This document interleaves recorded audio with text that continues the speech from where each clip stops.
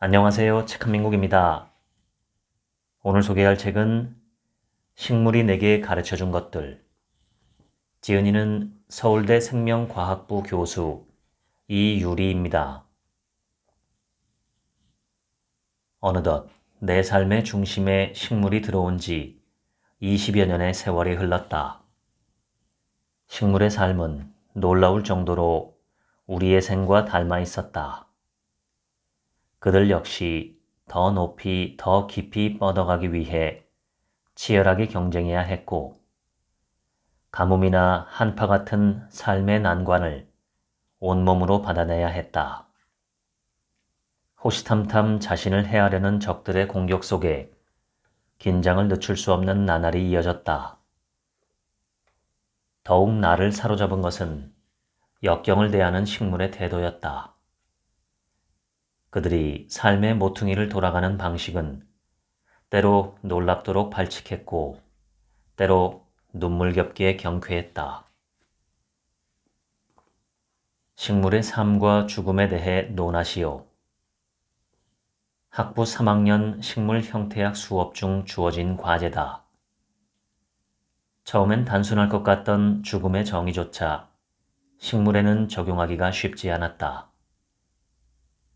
한겨울, 잎사귀 하나 없이 서 있는 나무를 보며 이 나무는 살아있는가 라고 묻는다면 쉽게 답할 수 있을까? 봄이 되어 싹이 트면 살아있는 것이고 아무 변화가 없다면 죽었다 할 수 있을까? 그 결정을 내리기까지 얼마의 시간을 기다려야 할까?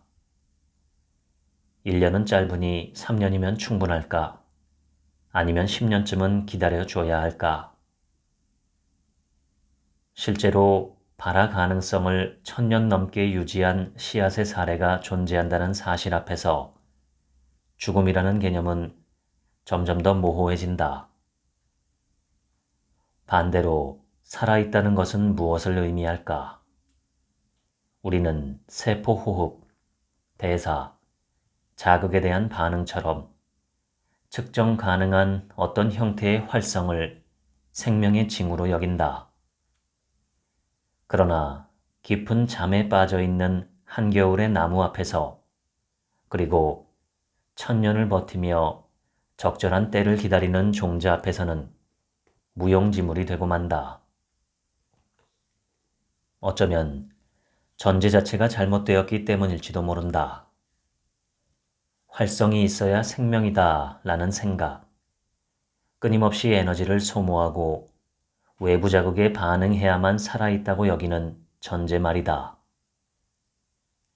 수분을 잃고 긴 겨울을 버티는 식물, 수십 수백 년 동안 발화의 순간을 기다리는 씨앗, 이들은 조용히 속삭이는 듯하다. 식물에게 생명이란 지금 드러나는 활성이 아니라 가능성일지도 모른다고. 깨어날 수 있는 가능성, 다시 반응할 수 있는 잠재력이 중요한 것이라고. 일부 조직에서 세포 호흡이 감지되고 막 전이가 유지된다면 우리는 그것을 살아있는 세포라 부른다. 하지만 개체를 구성하는 수천 수만의 세포 중 단 하나의 세포가 살아있을 때 그것을 살아있는 개체라 부를 수 있을까? 동물의 경우에는 이 경계가 비교적 명확하다. 개체는 세포의 총합을 넘어선 고유한 생명 단위로 간주된다. 심장이 멈추고 뇌가 기능을 잃으면 개체의 죽음이 선언된다. 설령 신체 일부의 세포가 여전히 살아있다 해도 우리는 그것을 생명이라 부르지 않는다. 손가락 세포 몇 개가 살아있다고 해서 사람 전체가 살아있다고 말할 수는 없다. 그러나 식물은 다르다. 일부 세포의 분열 능력만 남아있어도 새로운 개체로 다시 자랄 수 있다. 죽은 줄 알았던 나무 밑둥치에서 가지가 하나 솟아오르고 거기서 또다시 성장이 시작된다면 우리는 그 나무를 살아있다고 말해야 하지 않을까? 이 점에서 식물의 삶과 죽음은 동물의 그것과 전혀 다르다. 우리가 가지고 있는 개체와 죽음의 정의가 얼마나 인간 중심적인지, 그 잣대로 식물을 평가하기가 얼마나 어려운지를 알고 나서야 나는 과제를 글로 써 내려갈 수 있었다. 식물의 죽음은 언제 어디서 시작되는가? 우리는 그 경계를 명확히 나누고 싶어 하지만 식물은 그 경계를 조용히 넘나들며 말한다. 삶이란 깨어날 수 있는 가능성일 수 있고, 죽음은 단지 잠시 멈춘 침묵일지도 모른다고. 동적인 존재인 동물은 움직임이 곧 존재의 방식이다. 반면 식물은 살았는지 죽었는지 헷갈릴 만큼 조용하고 고요한 존재처럼 보인다. 그러나 식물 역시 역동적으로 움직이며 살아가는 생명이다. 빠른 반응 대신 식물은 성장으로 움직인다. 세포를 분열하고 신장하며 몸을 확장하는 방식으로 움직이지 않으면서 움직인다. 움직임에는 리듬이 있고 의도가 있다. 덩굴소는 360도로 느리게 회전하며 주변을 탐색하다가 지지할 대상을 만나면 망설임 없이 감아 올라간다. 마치 눈으로 보고 판단이라도 한 듯 정교하고 목표 지향적인 움직임이다. 손끝이 닿는 순간 잎을 접는 미모사. 감각모에 자극이 닿으면 잎을 잽싸게 닫아버리는 파리지옥. 그리고 소리에 반응해 작은 잎을 위아래로 흔드는 무초까지, 이들은 식물이 움직이지 않는다는 명제를 부드럽게 그러나 분명히 무너뜨린다. 특히 무초는 노랫소리에 맞춰 잎을 살랑거리듯 움직이는데 마치 춤을 추는 것처럼 보인다 하여 춤출 무자가 이름에 붙었다.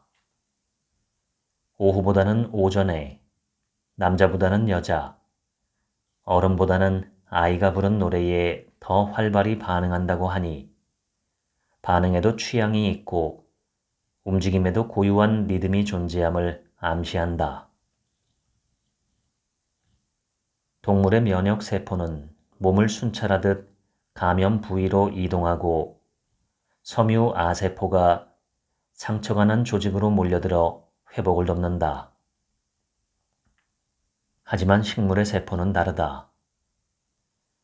단단한 세포벽에 둘러싸여 개별 세포가 자리를 옮기기란 구조적으로 거의 불가능에 가깝다. 그렇다고 식물이 감염에 무력한 것은 아니다. 식물이 병원체에 감염되면 일부 세포가 면역 세포로 변화함으로써 대응을 시작한다. 이 세포들은 주변의 다른 세포들에게 신호를 보내 함께 면역 반응에 참여하도록 유도하는데, 이렇게 신호가 퍼져나가면서 식물 전체가 방어 태세를 갖춘다.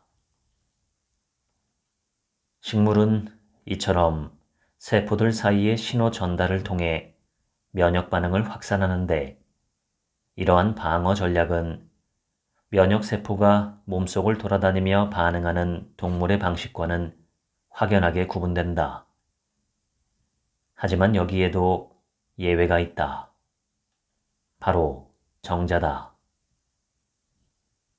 오늘날 육상식물 대부분에서 정자는 편모를 잃었고 꽃가루 속에 갇혀 화분관을 통해 이동한다. 하지만 은행나무나 소철처럼 오래된 식물 계통에는 여전히 편모를 지닌 정자, 즉 정충이 존재한다. 1895년 일본의 히라세 사쿠고로 박사는 움직이는 은행나무의 정충을 처음으로 관찰해 학계에 알렸다. 이는 고등식물에도 운동성 있는 세포가 존재한다는 사실을 세상에 알린 발견이었다. 물론 이 정충이 꽃가루에서 밖으로 나와 기어다니는 것은 아니다. 암꽃의 구조 속 미세한 액체 웅덩이에 떨어진 정충은 편모를 이용해 짧은 거리를 헤엄쳐 난자에 도달한다. 그것은 물속에서 정자가 움직이던 고대 수생식물의 흔적이며 오늘날까지 식물에 남아있는 운동성의 기억이다. 동물과 마찬가지로 헤엄쳐 이동할 수 있었던 정자에서 화분관 내부를 파고드는 생식세포로 진화해온 양상은 움직이지 못해서가 아니라 움직이지 않는 쪽을 택하며 생존 방식을 완성해 왔음을 시사한다. 스스로 양분을 만들어내는 광합성 능력, 끝없이 분열하고 재생할 수 있는 조직, 그리고 몸을 지탱하는 세포벽. 이러한 특성은 식물을 뿌리 내린 자리에 머물게 만들었고 그 선택은 수억 년을 거치며 성공적인 전략이었음이 증명되었다. 움직이지 않음은 멈춤이 아니라 더 정교하고 깊은 방식으로 세상을 향해 나아가는 또 다른 움직임이었다. 움직이지 않기에 더 멀리 닿을 수 있었던 생명. 그들은 녹색 동물이다. 우리가 귀로 듣는 이 세계의 소리를 식물도 감지하고 해석할 수 있을까? 그 실마리를 찾기 위해 과학자들이 주목한 것은 벌의 날갯짓 소리였다. 꽃가루 바지를 돕는 조력자의 방문은 식물의 번식을 좌우하는 결정적 사건이다. 연구자들은 식물에게 벌의 날갯 소리를 들려주고 꿀 생산량의 변화를 측정했다. 결과는 놀라웠다. 식물은 벌의 윙윙거리는 소리에 즉각 반응했고 이는 꿀의 당도 상승과 양의 증가로 이어졌다. 근처에 벌이 있어도 소리가 차단되면 반응은 사라졌다. 또 다른 연구는 애벌레가 잎을 씹는 소리에 주목했다.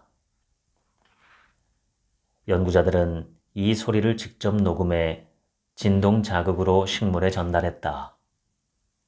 그 결과 애벌레가 오지 않았는데도 식물은 실제로 방어 물질을 생산하기 시작했다. 최근에는 식물이 소리를 들을 뿐만 아니라 내는 존재라는 연구 결과도 등장했다. 이스라엘 텔라비브 대학교 연구팀은 식물이 스트레스를 받을 때 초음파 대역에서 딱, 탁 하는 파열음이 난다는 사실을 발견했다. 인간의 귀에는 들리지 않지만 마이크로폰과 음향 분석 장비를 통해 수집할 수 있다. 식물이 내는 소리의 빈도와 패턴은 상황에 따라 달라졌고 식물 종마다 다르게 나타난다. 아직 그 소리를 듣고 반응하는 어떤 존재가 있는지 의사소통의 수단인지는 밝혀지지 않았다. 다만 이러한 발견은 상상력을 자극한다. 신경계가 없는 식물은 어떤 방식으로 자극을 감지하고 반응을 이끌어내는 것일까? 척추동물의 신경계에서는 감각, 인지, 학습, 기억과 같은 뇌의 주요 기능이 신경세포 간의 정보 전달을 통해 이루어진다. 이 과정에서 글루탐산은 가장 대표적인 흥분성 신경 전달 물질로 작용하는데 글루타메이트 수용체가 이 물질을 인지하고 세포막의 이온 통로를 열어 이온의 이동을 유도한다. 흥미로운 점은 바로 이 글루타메이트 수용체와 유사한 단백질을 만들어내는 유전자들이 식물에도 존재한다는 사실이다. 신경은 없지만 신경 전달 물질을 감지할 수 있는 수용체는 있다는 점은 많은 과학자의 호기심을 자극해왔다. 2013년 스위스 로잔 대학교 연구자들이 중요한 실마리를 발견했다. 실험 자체는 단순했다. 잎의 한쪽 끝에 상처를 주고 그 상처 부위에서 이웃한 잎까지 전류가 흐르는지를 측정한 것이다. 결과는 놀라울 정도로 분명했다. 상처를 주지 않았을 때는 아무 반응이 없던 잎이 상처를 주자마자 초단위로 빠르게 전류를 생성했고 그 흐름은 주변의 잎으로 퍼져나갔다. 신경도 뇌도 없는 식물이 전기 신호로 의사소통을 한다는 사실. 그건 생명에 대한 통념을 송두리째 흔드는 발견이었다. 더 나아가 이 신호는 무작위로 퍼지는 것이 아니라 구석구석 정교하게 뻗어있는 관다발 조직을 따라 움직인다는 사실도 드러났다. 관다발은 원래 물과 양분을 전달하는 통로로 알려져 있었지만 전기적 신호가 오가는 생리적 네트워크로도 기능하고 있었던 것이다. 결국 식물은 신경이 없을 뿐 신경과 유사한 기능을 수행하는 조직과 신호 체계를 지니고 있었으며 그것을 자신만의 방식으로 작동시키고 있었다. 현재까지 60여 종 이상의 식물이 카페인을 합성하는 것으로 알려져 있다. 그런데 식물은 왜 이런 물질을 만들어내는 걸까? 단서는 카페인의 조직별 분포에서 찾을 수 있다. 씨앗이나 어린 잎처럼 보호가 필요한 부위에는 높은 농도의 카페인이 집중되어 있지만 동물을 유인해야 하는 과육에는 거의 들어있지 않다. 일본 오카야마 대학교 연구진은 초파리에게 카페인을 섞은 설탕물을 먹였는데 고농도를 먹은 초파리는 며칠 안에 모두 죽고 저농도를 먹은 초파리는 활동성이 떨어지며 체내 지방량이 감소하는 결과를 보였다. 즉, 쓴맛은 단순한 맛이 아니라 식물이 스스로를 지키기 위해 진화시킨 화학적 무기다. 그런데 카페인 전략은 여기서 끝나지 않는다. 감귤류나 커피꽃의 꿀 속에 들어있는 미량의 카페인은 오히려 꿀벌의 기억력을 높여 같은 꽃을 반복해서 찾게 만든다. 개미를 대상으로 한 실험에서도 카페인을 섭취한 개미는 점점 더 빠르게 먹이에 도달했다. 같은 물질이 어떤 존재에게는 독이 되고 다른 존재에게는 유혹이 된다. 식물은 그렇게 복합적이고 인간보다 훨씬 더 유연한 전략가이기도 하다. 식물은 화학을 통해 환경을 읽고 반응하고 필요하다면 통제한다. 독을 만들어 먹히지 않도록 스스로를 보호하고 경쟁자의 씨앗 발화를 억제하며 심지어 곤충과 동물의 개체수를 조절함으로써 생태계 균형에 개입한다. 그들은 단순한 피해자가 아니라 생태계 안의 능동적인 설계자에 가깝다. 어쩌면 우리는 처음부터 식물의 전략 안에 있었는지도 모른다. 우리가 식물을 기른다고 믿는 동안 식물은 오랜 시간 자신이 만든 화학물질로 인간을 길들이고 있었는지도 모른다. 후추, 설탕, 대마, 담배, 그리고 커피까지 식물이 만들어낸 향과 맛은 인간의 손과 입을 사로잡으며 문명의 방향을 바꾸어 왔다.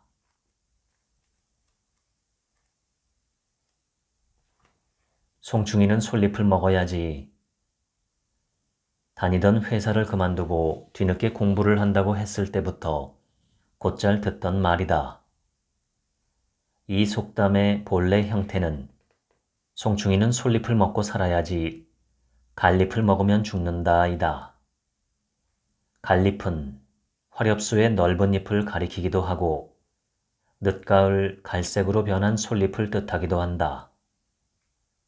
어떤 해석을 따르든 분에 넘치는 걸 탐하지 말라는 교훈으로 읽힌다. 그런데 송충이와 솔잎의 관계는 비하의 대상으로 삼기에는 부당한 측면이 많다. 사실 특정한 식물만 먹는 것은 송충이만의 특징이 아니다.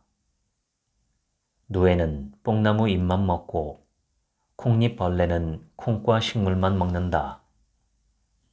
실제로 40만 종에 이르는 곤충종의 80%가 단 한 과의 식물이나 그와 가까운 식물만을 섭식한다. 이는 예외적인 현상이 아니라 식물과 곤충이 수억 년 동안 서로를 길들이며 맺어온 상호 진화의 보편적 결과다. 식물은 끊임없이 자신을 방어해왔다. 보고된 천연물의 80%가 식물에서 유래한다는 사실이 그 치열함을 보여준다. 이들 대사산물은 곤충을 막기 위한 방패였다. 곤충의 소화효소를 무력화하고 세포막을 파괴하는 물질까지 만들어냈다. 그 긴 전투에서 대개의 곤충은 패배했고 극소수만이 그 벽을 넘어 특정 식물에 적응했다. 송충이도 그 극소수 중 하나다. 소나무라는 험난한 먹이를 선택하고 그 방어벽을 넘어서기 위해 몸속의 체계를 새롭게 잡아야 했다. 때로 장내 미생물과 손잡고 때로 새로운 소화효소를 만들어내며 솔잎의 독성과 질긴 섬유를 이겨낼 길을 찾았다. 따라서 송충이가 솔잎을 먹는다는 것은 단순한 습관이 아니라 수억 년 동안 이어진 협력과 적응의 기록이다. 언뜻 하찮아 보여도 그 안에는 누구도 대신할 수 없는 생존의 역사와 고유한 가치가 깃들어 있다. 겉보기와 달리 솔잎 역시 그 자체로 충분한 가치를 지닌 존재다. 비타민, 테르펜, 페놀류 등 다양한 성분을 품은 자원이다. 혈액순환 개선, 면역 강화, 노화 억제 등 양리 효과가 보고되며 나무에 열린 산삼으로 불리기도 한다. 자연에서는 모두가 본연의 자리에서 존엄하다. 진짜 중요한 건 송충이인지 혹은 누에나 무화과 말벌인지 나의 본질을 스스로 묻고 찾아보는 일이다.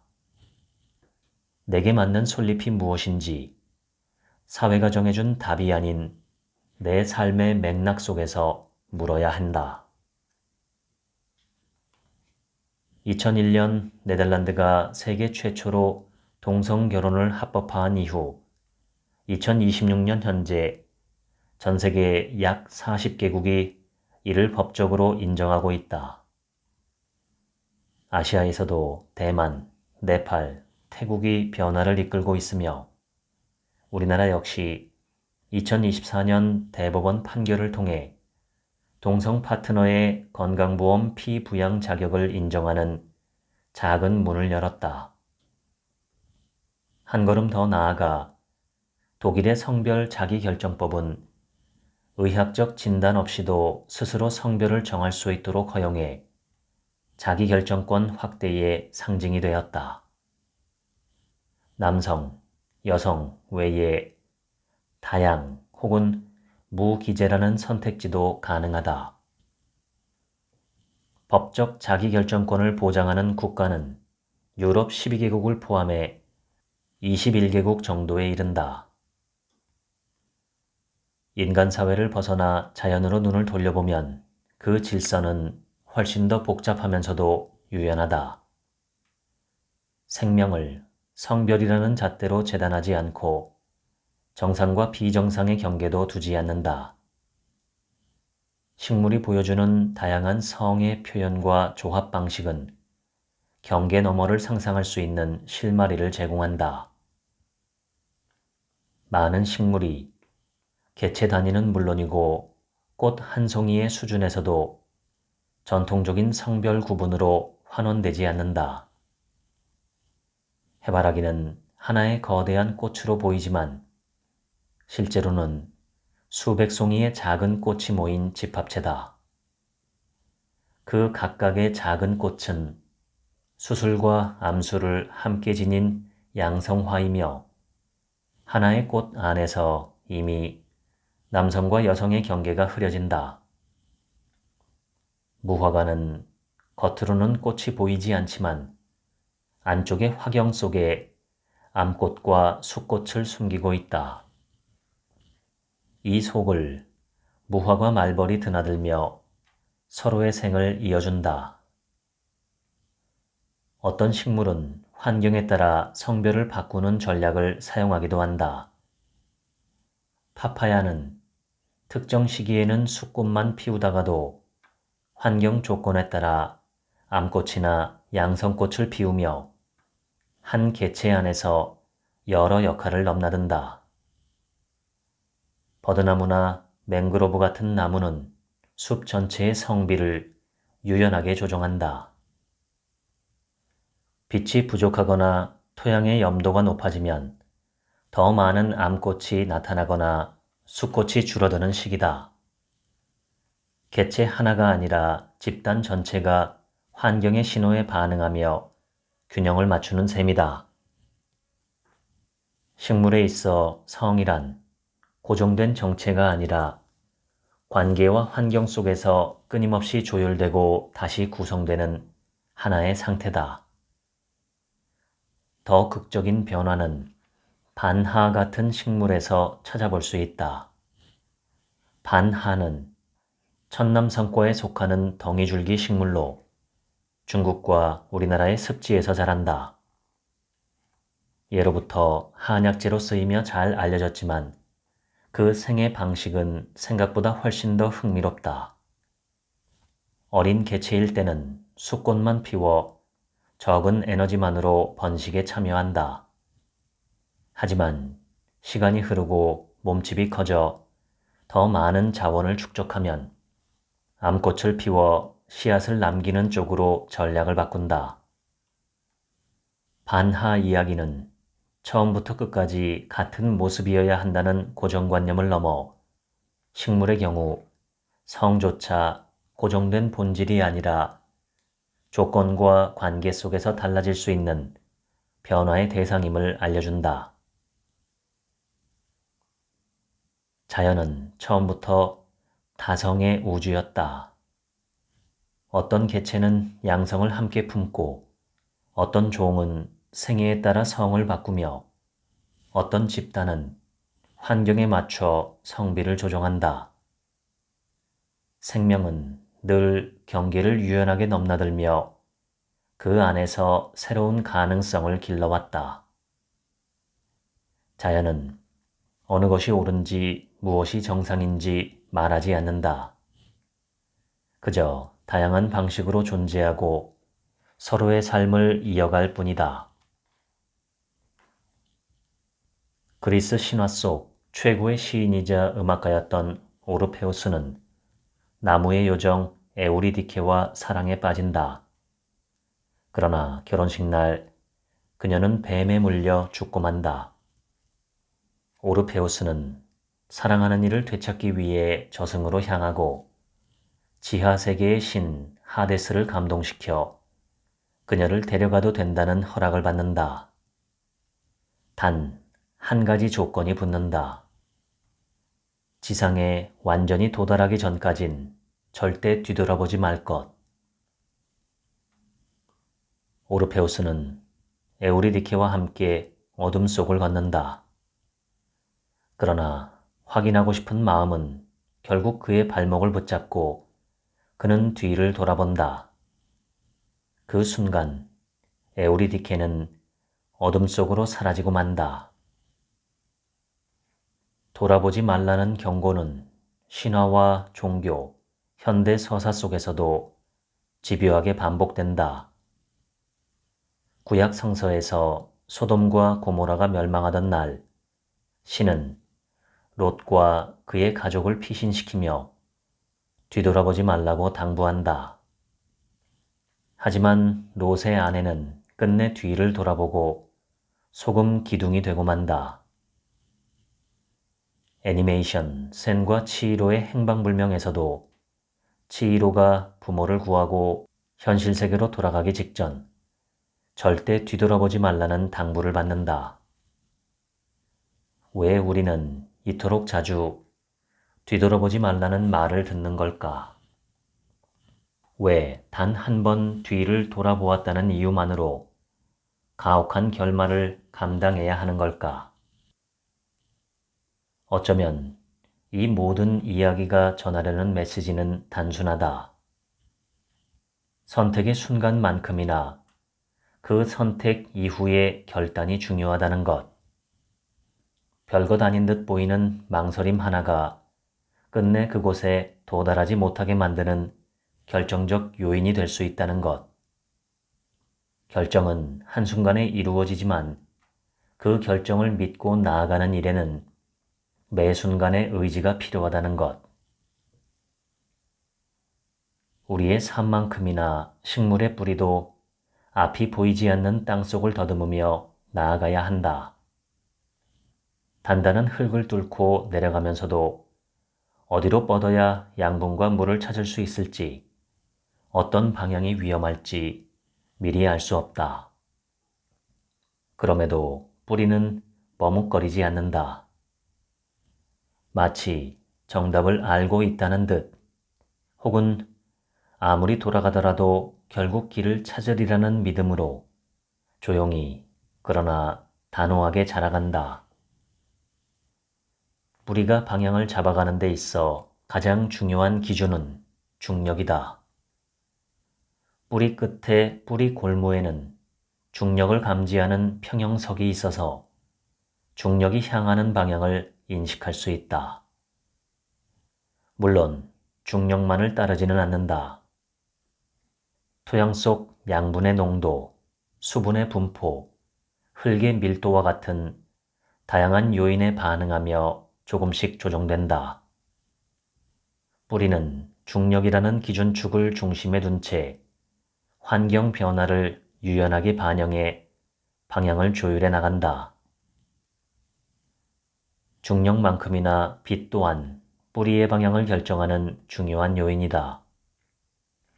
뿌리에도 다양한 종류의 빛 수용체가 존재한다. 중력과 빛, 이 두 가지 축 위에서 뿌리는 자신이 뻗어나갈 방향을 흔들림 없이 설정해 나간다. 그러나 때로는 그 기준을 과감히 버려야 할 때도 있다. 대표적인 예가 물이다. 뿌리는 물기를 감지하는 순간 즉시 방향을 틀어 물을 향해 자란다. 신중한 결단도 중요하지만 더 중요한 것은 결단 이후에 흔들리지 않고 나아가는 힘이다. 식물은 어두운 땅 속에서도 스스로 내린 선택을 믿고 묵묵히 나아간다. 우리 역시 앞이 보이지 않는 길 앞에서 흔들릴 수 있다.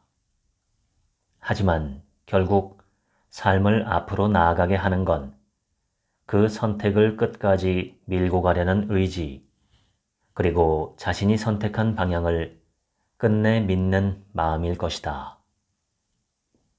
앞이 보이지 않아도 우리는 믿고 나아가야 한다. 뿌리처럼. 어쩌면 성장은 그런 것일지도 모른다. 준비가 완벽하지 않아도 길이 잘 보이지 않아도 그럼에도 불구하고 한 걸음을 내딛는 일, 때로 실패하고 돌아서야 하더라도 그 경험 속에서 우리는 조금씩 자란다. 어릴 적 한자를 배우며 사람 인자를 두 사람이 서로 기대어 서 있는 모습이라고 배운 기억이 난다. 지금 사전을 찾아보면 사람이 허리를 굽히고 서 있는 모습을 본뜬 글자라고 나오지만 나는 여전히 어린 시절의 해석에 마음이 더 간다. 기대어 살아간다는 것은 인간에게만 낯익은 방식이 아니다. 식물의 삶을 들여다보아도 마찬가지다. 줄기가 스스로 설 만큼 단단하지 않아 다른 식물이나 구조물에 기대어 자라는 존재도 있다. 담쟁이, 칡, 포도, 호박, 수세미, 나팔꽃 같은 덩굴 식물이다. 덩굴 식물은 혼자 설 수 없기에 기대고 엮이며 사는 법을 배워왔다. 그 비결은 덩굴이라는 특별한 기관에 있다. 그 덩굴의 끝에는 덩굴손이 있다. 담쟁이는 이 개구리 발 모양의 덩굴손으로 시멘트 벽을 타고 건물 전체를 뒤덮는다. 덩굴손 끝에 흡착근은 접착물질을 분비해 벽돌이나 금속에도 단단히 달라붙을 수 있게 해준다. 능소화나 송악처럼 덩굴손 대신 공기 뿌리를 가진 식물도 있다. 공기 중에서 자란 이 뿌리는 습기를 머금고 벽에 스며들듯 달라붙으며 식물의 무게를 조용히 지탱한다. 덩굴 식물은 스스로 버티기 어려운 약한 줄기로도 꽃을 피우고 열매를 맺는다. 덩굴이 기대기만 하는 건 아니다. 때로는 그늘을 만들어 주변의 수분 증발을 줄이고 바람을 막아주는 등 기대는 대상에게도 조용히 이로움을 선사한다. 담쟁이를 보고 있으면 버틴다는 건 꼭 홀로 서는 일만은 아니라는 생각이 든다. 삶이 버겁게 느껴질 때 혼자 이겨내야 한다는 강박 대신 서로 기대고 연결되어 살아가는 것이야말로 자연의 방식임을 다시금 깨닫는다. 자기만의 뿌리를 내리지 못한 채 타성에 젖으면 독립의 기회를 놓칠 수 있다. 기대는 법을 배우되 언젠가는 스스로 설 수 있어야 한다. 그 균형이야말로 함께 살아가는 삶에서 가장 어렵고도 피할 수 없는 숙제다. 작은 사회인 실험실에서 한 사람의 연구자로 성장해가는 과정 역시 이와 닮았다. 처음에는 선배 곁에 머물며 실험을 배우고 시행착오를 함께 겪으며 자란다.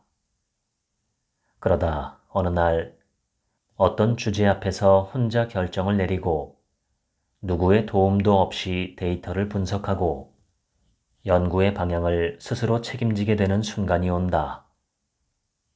그때 비로소 알게 된다. 진짜 성장은 기대는 법과 홀로 설 줄 아는 힘, 그 두 가지를 함께 익혀가는 데 있다는 것을.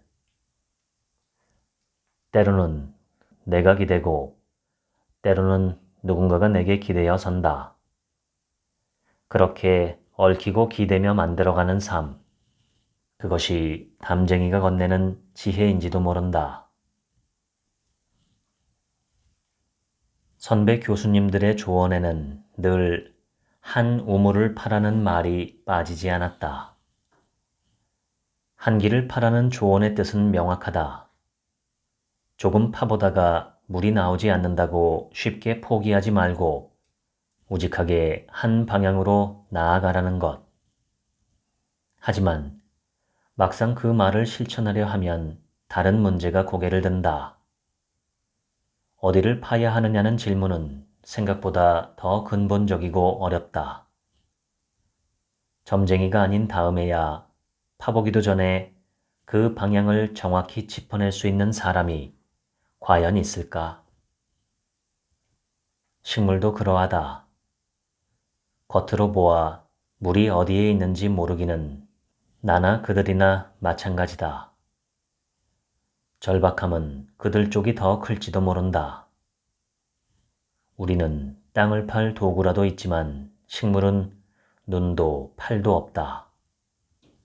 그저 뿌리를 내리고 세포를 나누며 단단한 어둠을 더듬듯 나아갈 뿐이다. 그런데도 끝내 수분이 있는 곳에 닿는다. 그들만의 비밀은 무엇일까? 식물은 싹을 틔우는 순간부터 어디로 뿌리를 내려야 할지 감지해 나가기 시작한다. 이를 가능하게 하는 것이 바로 중력이다. 중력이 사라지지 않는 한 빛이 없어도 계절이 바뀌어도 식물은 나아갈 방향을 잃지 않는다. 뿌리가 자라는 모습을 가까이 들여다보면 곧게 내려가지 않는다. 기본적으로 뿌리는 나선형으로 휘어 자란다. 순간순간을 들여다보면 중력에서 자꾸 비껴나가며 헤매는 듯 보인다. 며칠이 지나고 나서야 전체적인 흐름이 아래를 향하고 있다는 것을 알 수 있다. 더 흥미로운 건 뿌리가 크게 방향을 틀 때면 어김없이 반대편으로 곁뿌리를 내민다는 점이다. 마치 선택하지 않은 길조차 놓지 않으려는 듯 다른 가능성을 끝내 붙잡고 있는 것이다. 이 곁뿌리에도 평형석이 있어서 반대 방향으로 자라면서 또 다른 가능성을 탐색한다.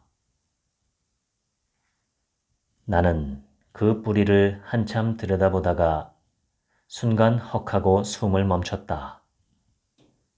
아, 나는 한 우물이라는 말을 너무 좁게 이해하고 있었구나. 그동안 한 우물은 내게 곧은 직선이었다. 정해진 좌표를 향해 흔들림 없이 파고드는 단 하나의 방향. 그것이 깊이인 줄로만 알았다. 그런데 뿌리는 그렇지 않았다. 휘고, 머뭇거리고, 옆으로 새고, 선택하지 않은 방향까지도 끝내 놓지 않았다. 그 모든 곁가지와 망설임을 품은 끝에 수분에 닿았다. 깊어지기 위해선 넓이가 필요하다. 우리는 너무 자주 곧고 빠른 길만을 깊이라고 여기고 넓게 뻗은 곁길과 망설임은 비효율이라고 단정한다. 하지만 어쩌면 그 넓이가 있어야만 진짜 깊이에 닿을 수 있는 것 아닐까?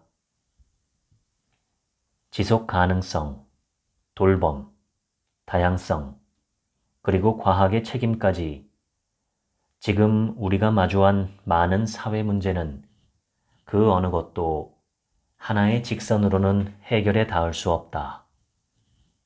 곁뿌리를 내고 나선형으로 돌아 나아가며 멈추고 다시 생각하고 서로 다른 방향을 품을 수 있어야 한다. 그런 사회야말로 진짜 깊이를 향해 나아갈 수 있을 것이다. 무엇을 붙잡고 무엇을 내려놓을지 끊임없이 선택해야 하는 일상은 결국 어떻게 살아갈지를 묻는 일과도 맞닿아 있다. 정말로 중요한 건 무엇인가? 이 순간 내려놓아야 할 것은 무엇인가? 동물에게는 신체 일부를 만들었다가 버리는 전략이 낯설 수 있다. 그러나 한 곳에 뿌리를 내리고 사는 식물에는 매우 합리적인 전략일 수 있다. 식물은 이런 방식으로 수억 년을 버텨왔다. 예를 들어 봄이 되면 수백 수천 개의 잎을 만들어 활발히 광합성을 하지만 필요가 줄어드는 계절이 오면 망설임 없이 모두 떨궈버린다. 이러한 과정을 탈리라고 하며 탈리를 담당하는 세포층은 잎이 생성될 때부터 이미 준비되어 있다. 식물은 잎을 만들면서 그것을 떠나보낼 준비도 함께하는 셈이다. 탈리는 잎에서만 일어나는 현상이 아니다. 벚꽃이 한순간에 우수수 떨어지는 낙화도, 잘 익은 열매가 나무에서 분리되는 낙과도 탈리의 일종이다. 흥미롭게도 이 떨어짐은 농업의 역사와도 깊은 관련이 있다. 식물 입장에서는 씨앗을 멀리 퍼뜨리는 것이 유리하지만 사람으로서는 매번 열매를 주우러 다녀야 하니 불편한 일이다. 그래서 인류가 야생 식물을 작물로 길들이는 과정에서 가장 먼저 선택한 형질 중 하나가 바로 열매가 쉽게 떨어지지 않는 돌연변이었다. 초기의 야생 벼와 옥수수는 지금처럼 단단히 붙어 있지 않았고 나달이 자연스럽게 분리되었다. 하지만 오랜 세월 선택하고 육종한 끝에 나달이 단단히 붙어 떨어지지 않는 오늘의 작물이 탄생했다. 식물 세포는 단단한 세포벽으로 서로 맞물려 있기 때문에 조직이 분리되려면 마치 가위질하듯 그 벽을 정교하게 잘라내야 한다. 그렇다면 식물은 어떻게 특정 위치의 세포벽만 정확히 제거할 수 있을까? 나의 연구는 이 질문에서 시작되었다. 그리고 뜻밖의 사실을 마주했다. 흔히 식물 세포벽을 단단하게 해주는 성분으로 알려져 있던 리그닌이 사실은 그 가위들이 흩어지지 않고 제자리에 모여 작동하도록 받쳐주는 역할을 하고 있었던 것이다. 식물이 정보를 어디에 저장하고 어떤 기준으로 낙화와 낙과를 결정하는지 그 원리를 밝혀낼 수 있다면 농업의 새로운 가능성으로 이어질지도 모른다. 물론 그 해답을 찾는 일은 쉽지 않다. 그렇지만 분명한 것이 있다. 식물의 이런 선택이 열매의 수를 조절하기 위해서만은 아니라는 점이다. 그것은 계절을 건너기 위한 준비이며 살아남기 위한 질서이기도 하다. 삶에도 계절이 있다. 풍요로운 시기에는 자원을 다각화하고 가능성을 키우는 선택이 필요하다면 겨울을 앞둔 시기에는 무엇을 남기고 무엇을 덜어낼지를 결정해야 한다. 식물은 봄에 잎을 틔우면서도 언젠가 그것을 떨궈야 할 순간을 함께 준비한다. 그때가 오면 망설이지 않는다. 우리도 마찬가지다. 삶의 계절이 바뀔 때 무엇을 붙잡고 무엇을 내려놓을지를 선택해야 한다. 덜어냄은 끝이 아니다. 그것은 다시 시작하기 위해 자리를 비워두는 일이다. 낙엽이 진 자리에 새싹이 돋듯이 내려놓음은 사라짐이 아니라 다른 가능성을 맞이하는 방식일지도 모른다. 자연은 우리에게 조용히 가르쳐준다. 누구도 완전히 독립적이지 않고 쓸모없는 존재는 아무도 없다는 것을.